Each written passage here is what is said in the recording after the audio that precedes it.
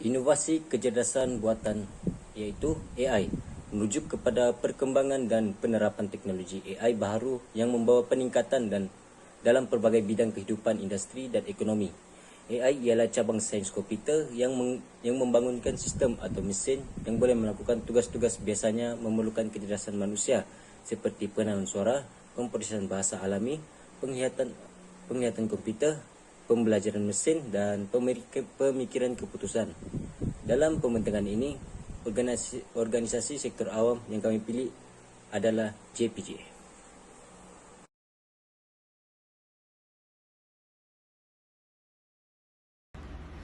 Inovasi AI yang diamalkan oleh satu organisasi kerja, organisasi dalam sektor awam terpilih adalah JPJ. Yang pertama adalah e-Service Portal. Ia merupakan satu platform dalam talian yang disediakan oleh Jabatan Pengangkutan Jalan JPJ Malaysia untuk menyediakan pelbagai perkhidmatan kepada orang ramai secara elektronik. Melalui portal ini, pengguna boleh mengakses pelbagai perkhidmatan termasuk tetapi tidak terhad kepada yang pertama adalah pembaharuan lesen. Pembaharuan lesen memandu yang mana ia membolehkan pemilik lesen memandu untuk memperbaharui lesen memandu mereka secara dalam talian tanpa perlu pergi ke pejabat JPJ. Seterusnya, pembayaran saman yang membolehkan individu untuk membayar saman trafik mereka secara dalam talian dengan mudah dan pantas. Selain itu, pendaftaran kenderaan.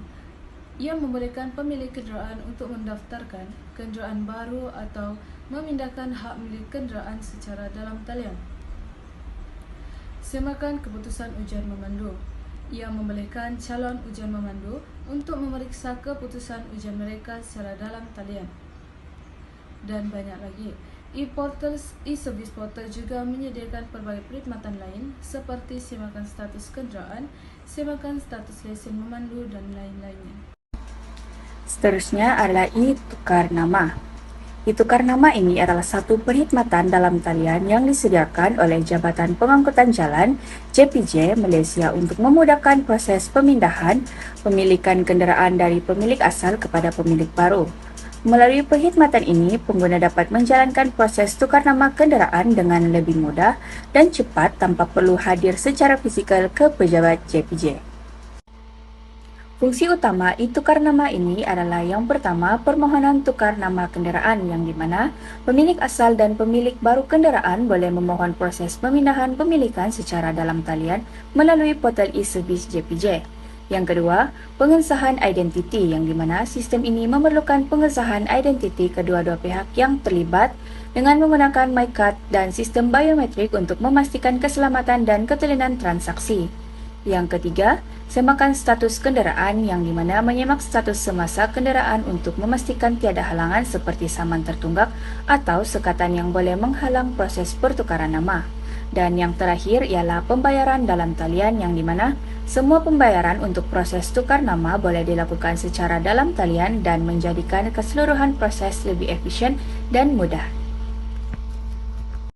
E-Kelesa adalah sistem e-perkhidmatan yang disediakan oleh Jabatan Pengangkutan Jalan iaitu JPJ. Sistem ini membolehkan individu untuk menguruskan permohonan lesen memandu secara dalam talian. Pemohon boleh membuat temu janji untuk ujian teori dan ujian praktikal, mengemukakan borang permohonan secara dalam talian dan membuat pembayaran secara elektronik.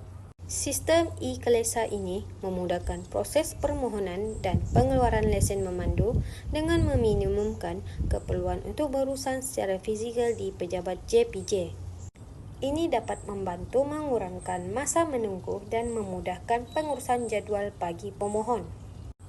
E-Kelesa juga membolehkan pemohon untuk mengakses maklumat berkaitan dengan status permohonan mereka secara dalam talian, menyediakan keselesaan dan kemudahan kepada pengguna dalam proses permohonan lesen memandu.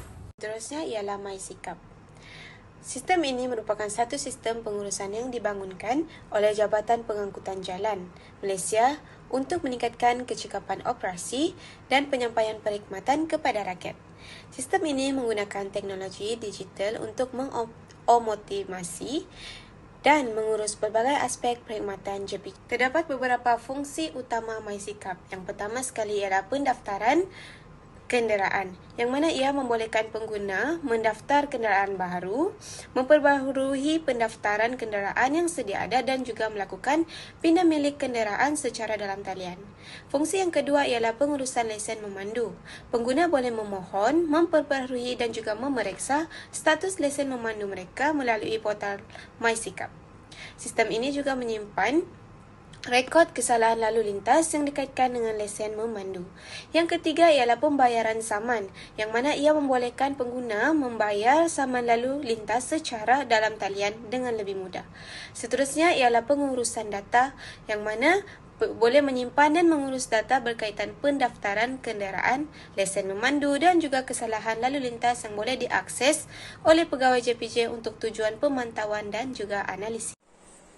Inovasi AI dalam keselamatan dan pertahanan di sektor awam menjanjikan peningkatan keberkesanan operasi dan pengurangan risiko melalui penggunaan teknologi untuk pengawasan yang lebih efisien, pengenaan ancaman yang lebih tepat dan respon yang lebih cepat.